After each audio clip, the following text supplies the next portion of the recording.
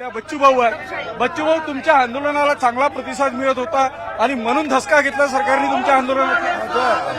न्यायालय समोर करण्याचा प्रकार आहे. व्यवस्थित प्लॅनिंग केलं, न्यायालयाला व्यवस्थित समोर आणलेलं आहे. बरं, तुम्हाला काय म्हणायचं आहे की हे सरकारनं जाणीवपूर्वक केलेलं आहे? एका बाजूला मंत्री चर्चेसाठी येणार असताना न्यायालयाचा आदेश. प्लॅनिंग आहे ते व्यवस्थित. 4 वाजता कोणी झालं नाही. आम्ही रेल्वेवर गेलो, लगेच फोन चालू झाले. रेल्वे पासून बाहेर आलो तर लगेच त्यांची प्रोसेस बाकीच्या सुरू झाल्या.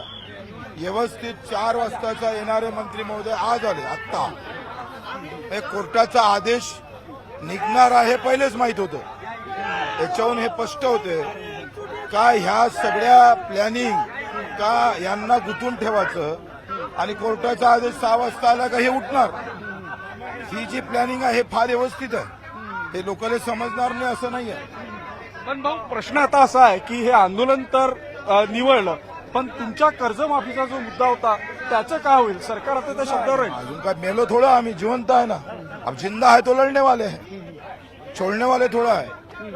पण इथून पुढे काय भूमिका असेल? कारण 2-3 दिवस तुमचं आंदोलन चाललं, त्यानंतर सरकारला दखल घेतली.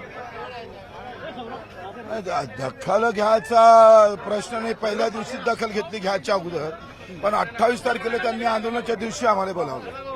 ते प्लॅनिंगच होते. आता पुन्हा प्लॅनिंग होते. बिलकुल प्रत्येक गोष्टी कूटनीती वापरायची. शेतकऱ्यासाठी पण हे कूटनीती वापरतात. पण तुम्हाला वाटतं सरकारच्या मनात आहे शेतकऱ्यांची कर्जमाफी, की अशाच पद्धतीनं सगळी भूमिका? सरकारच्या मनात कर्जमाफीपेक्षा शेतकरी असाच तडफून मेला पाहिजे, ही भूमिका आहे सरकारची.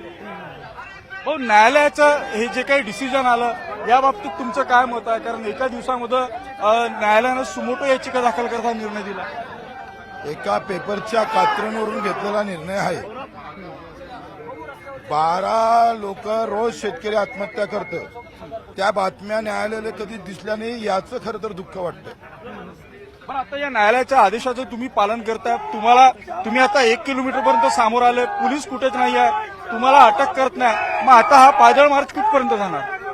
अटक करायला त्यांचे आसन त्यांची अटक करायची त्याच्यासाठी केली ना. आता तेच आम्ही करतो ना. त्यांना जे वाटत होतं का हे इथून उठले पाहिजे तर उठलो आम्ही. करा अटक. बरं, आता हा पायदळ मार्च रामगिरीपर्यंत जाईल की फक्त पोलीस जिथपर्यंत अटक करतात तिथपर्यंत? पोलिसांनी आता पोलिस आडवे येणार आहे. पोलिस काय भूमिका घेते त्याच्यावर आहे. पोलीस काय भूमिका घेतात याच्यावर आता इथून पुढची भूमिका असेल.